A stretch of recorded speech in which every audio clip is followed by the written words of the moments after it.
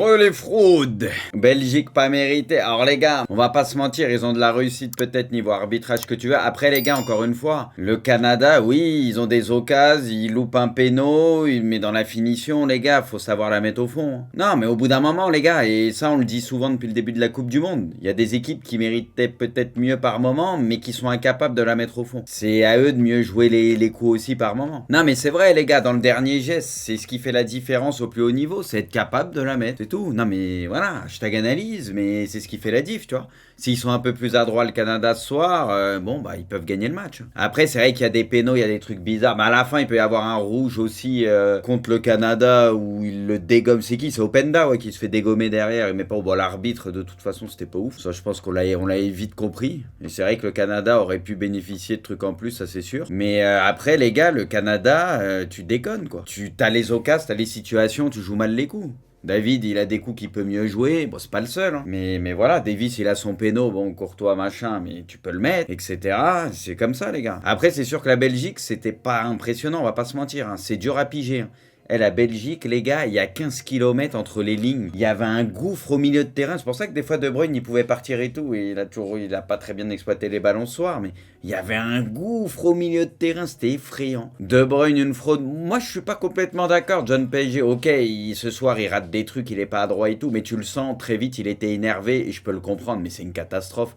Tactiquement ce que tu veux, mais c'est une catastrophe la Belgique ce soir. Tu t'es à la place de Bruyne, t'as envie de fumer tout le monde. C'est pas normal, mais les gars, on dirait de l'amateurisme. Non mais sincèrement, je veux dire comment tu veux jouer. Les mecs ils sont tous à 15 km les uns des autres. Ils sont à 15 km. Comment tu veux jouer? Mais non mais sincèrement les gars, c'est scandaleux. Moi ça m'a choqué. Hein. Alors Batshuayi les gars, ok il met son but et son but est pas évident à mettre, mais putain, mais c'est effrayant.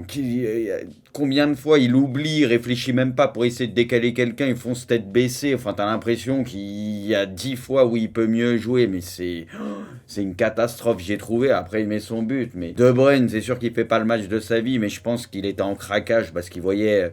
Il voyait que c'était trop compliqué, qu'il y avait des boulevards de partout, que c'était dur de combiner. La défense, c'est sûr que c'était pas tout le temps ça. Hazard, en vrai, les gars, il a fait une bonne. Sa première mi-temps est correct, bien. Ça va, il a fait son. C'est pas du grand hasard, tranquille. Hein. Mais vu Hazard que c'est très compliqué depuis quelques temps, au moins lui, il décrochait un peu, il faisait du bien, il arrivait à garder le ballon, tu vois, techniquement, il a fait des trucs, c'était pas dégueu. Et Onana, c'est Onana qui a fait le plus de bien. Quand il est rentré Onana, le chantier qu'il a fait au milieu, incroyable. Clairement, mais après, il y a trop d'espace entre les lignes. Après, on verra avec aussi le retour de Lukaku, etc. Ça peut faire un peu de bien, parce que lui, on le sait qu'il peut bien garder le ballon devant, etc. Mais ouais, c'est sûr que la Belgique, on va pas se mentir, il y a quand même des trucs qui vont pas, mais en tout cas, il y a des changements à faire sur le 11, quoi. De Bruyne est énervé ce soir. Moi, je comprends Baloudji. Moi, à la place de Bruyne, j'aurais insulté tout le monde. Bah, tu peux pas jouer, en fait. Et je pense que De Bruyne, c'est pour ça qu'il était énervé de fou. Il a compris très vite que c'est pas normal ce qu'il voit. Je veux dire, le mec, il joue à City. Tu sais, City, c'est à peu près carré. Tu peux combiner redoublement de pas. Je veux dire, là, tu regardes, les mecs, ils sont à l'autre bout. Tu les reconnais même pas tellement ils sont loin. Je veux dire, t'as de quoi être énervé. Tu te dis, mais comment tu veux qu'on joue là? Et je pense que ça l'a sorti du match un peu. Ça l'a fait dégoupiller. Il dit, du coup, il a eu du déchet des trucs qu'on lui connaît pas parce qu'il il a dégoupillé, je pense. C'est la première fois de cette CDM que l'arbitrage est mauvais. Putain, mais c'est vrai que tu soulignes un bon truc. C'est vrai que de mémoire, ah bah apparemment il y a le but de l'Argentine qui aurait pu être valable, mais ça c'est à cause du VAR, le but de Lautaro. Mais c'est vrai que dans l'ensemble, l'arbitrage a pas été si catastrophique. C'est vrai. D'habitude, on se plaint énormément de là. C'est vrai que maintenant que tu le dis, ça a pas toujours été. Ouais, c'est vrai. C'est vrai que pour le moment, c'était plutôt bien, parce qu'on n'a pas trop parlé de l'arbitrage en vrai. À part du temps effectif, mais ça c'est normal. Du coup, ouais, je suis assez d'accord. Mais sinon, les gars, le Canada, pas mal. Hein, c'était plaisant. Hein. Voilà. Après, ça pêche dans la finition. Bon. Ils ont peut-être pas de chance au niveau de l'arbitrage et tout, mais encore une fois, ils ont quand même un péno, ils ont des occasions, ils jouent mal les coups, quoi, tu vois, ils sont mal payés, mais c'est dommage parce que il y a ce qu'il faut, ça court énormément, il y a du mouvement, franchement, il y a du coffre et tout, physiquement, tu le vois, c'était au-dessus de la Belgique. C'est dommage, mais c'est comme ça. Hein. Record Olivier Giroud devient le co-meilleur buteur de l'histoire de l'équipe de France, égalité avec Titi, et il va bientôt le dépasser, bien évidemment. On est fiers de notre Gigi, les gars. Il va nous faire une grosse CDM. Cristiano Ronaldo a accepté de ne recevoir aucune compensation financière suite à sa rupture de contrat. Ouais, bah ça c'est logique, parce que de toute façon c'est un commun accord. United économisera environ 19,6 millions. Les gars, vous avez entendu des rumeurs ou quoi, où il pourrait aller justement du coup? J'ai cru comprendre que Newcastle était intéressé, PSG, Chelsea, mais PSG, les gars, vous pensez vraiment qu'ils vont prendre Cristiano en plus du coup d'Mbappé, Messi, Neymar là pour les 6 mois et tout? Mais non, mais les gars, Paris, c'est mort. Milan. En vrai, moi, ça me déplairait pas. Après, Giroud, les gars, il marche bien. Moi, ça me ferait mal pour Giroud, mais en soi, Cricri à Milan, moi, ça me déplairait pas. Le Real, jamais de le reprenne, je pense pas, non, j'y crois pas. Harry Kane est touché à une cheville, il va passer des examens et d'ores et déjà un certain... Putain, je l'ai mis meilleur buteur. Il y a eu 12 buts pour l'Angleterre au premier match. Bien sûr, il a pas marqué, il va manquer le deuxième match. Comme je dis tout le temps, le meilleur buteur dans une Coupe du Monde, en général, ça se passe en poule et c'est déjà finito, là. Il va jouer finalement, vamos. Officiel Pep prolonge jusqu'en 2025 à City. Ouais, est-ce que ça parlait qu'il allait peut-être arrêter, tu sais, ça parlait de 2023 ou je sais plus quoi, qu'il allait peut-être pas prolonger au final, bon bah voilà. Des bars pleins, des records d'audience, preuve que l'équipe de France est au-dessus de tout et que les critiques sur le Qatar étaient... Mais mais quel est le rapport, les gars? Quel est le rapport de sa phrase? La France joue et tout, c'est normal, ça réunit les gens et tout, mais quel est le rapport? Non mais les gars, je comprends même pas le rapport.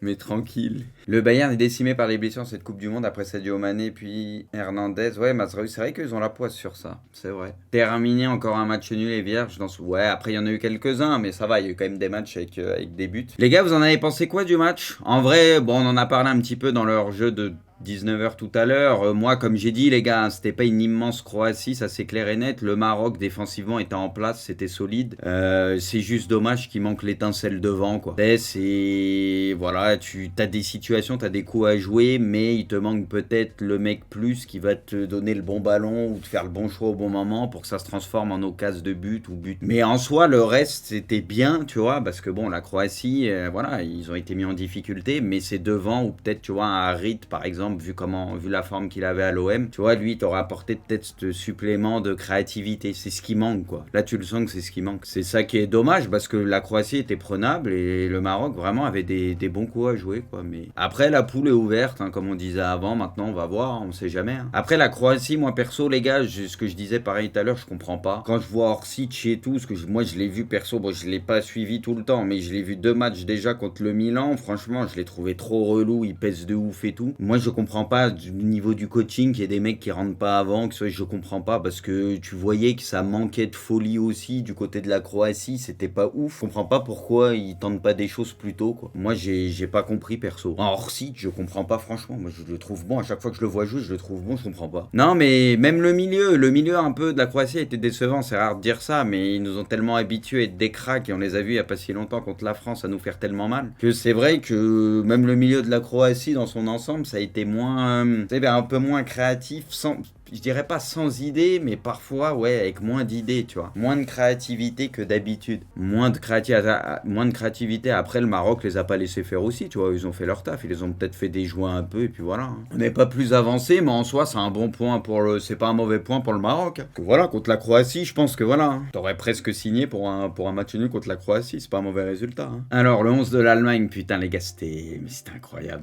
Mais les gars, c'est ce que je disais aussi. On est tous... C'est dingue parce que grâce au manga, tu vois, la culture japonaise et tout, tu sais, les jeux vidéo, manga, tu sais, on kiffe tous le Japon, en vrai, vous voyez ce que je veux dire? Du coup, tu sais, je pense qu'on était quasi tous pour le Japon sur ce match. Enfin, si là on fait un sondage sur le chat, on était tous pour le Japon. Puis en plus, bon, bah l'Allemagne est favori, etc. Donc forcément, tu vois, c'est les belles histoires. Mais le Japon, on les aime bien, tu vois. Et toujours, en plus, c'est ce qu'ils proposent, ils emmènent tout le monde avec eux, tu vois. Ils emmènent tout le monde avec eux. Ils sont jamais ridicules, ils font toujours des perfs. On se souvient contre la Belgique à la dernière Coupe du Monde où ils menaient 2-0, bon ils se font punir à la fin et tout, mais il se passe toujours quelque chose, toi. La course de Rudiger. Lui, il est ravagé, les gars. Et par contre, la défense, les gars. La défense allemande, c'est une catastrophe. Schlotterberg éclaté. Il transpire la peur, ce que tu veux, sous sur le côté. Le seul, c'était Rome, qui obtient le péno, qui a apporté sur son côté, qui a fait descendre des trucs, qui a percuté. Moi, je trouve que c'est le seul. Rudiger, ça passe. Mais je trouve vraiment que, en tout cas, Schlotterberg éclaté sous de toute façon...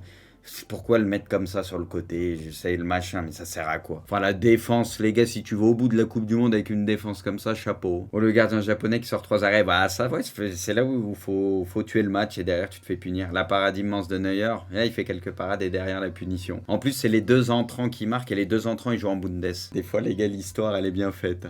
Ou mal faite, ça dépend où tu te situes. Et le coaching à la mi-temps, les gars, aussi, du côté du Japon, tactiquement, et les entrées qui font la diff. Donc rien à dire, eux, ils ont bien géré le coup. Ils ont su faire le dos rond pour rester en vie dans le match. Et derrière, voilà, ils ont cru jusqu'au bout. Nouvelle sensation, au Qatar, le Japon renverse l'Allemagne. En plus, les gars, quand on voit le reste de la poule, le Japon est ultra bien, les gars. Après, attention, parce que l'Espagne, ils ont fumé le Costa Rica et tout. Maintenant, attendons de voir. Tu vois, peut-être ça va pas être si simple que ça pour le Japon contre le Costa Rica. Mais en tout cas, les gars, tu bats le Costa Rica. Après, il peut y avoir une égalité, 3 équipes à 6 points. C'est pas impossible. Mais il faudrait que l'Espagne perde contre l'Allemagne. Honnêtement, de ce qu'on a vu, c'est pas fait. Ça va être compliqué pour l'Allemagne. Mais bon, après, ça reste l'Allemagne. Mais en tout cas, le Japon, ils ont leur destin entre les mains. Hein. Que là, tu bats l'Allemagne d'entrée, t'es royal. Hein. Et puis là, derrière, c'est Allemagne-Espagne d'entrée. En deuxième match, tu bats le Costa Rica, t'es royal. Hein. Si l'Allemagne ne bat pas l'Espagne, l'Allemagne est condamnée au prêt. Ah, mais crash shooter, si l'Allemagne ne batte pas l'Espagne, c'est fini. Parce que même là, niveau goal à virage, vu que l'Espagne a mis une tôle, ils en ont mis 7 et tout, honnêtement, c'est fini de tôt. C'est fini de tôt. Non, l'Allemagne, là, ils sont obligés de gagner. Là, t'en auras au moins 2 à 6 points minimum. Un nul, oui, mathématiquement, ils seraient pas encore morts, mais ça serait tout comme pour moi. Ils sont obligés de battre l'Espagne.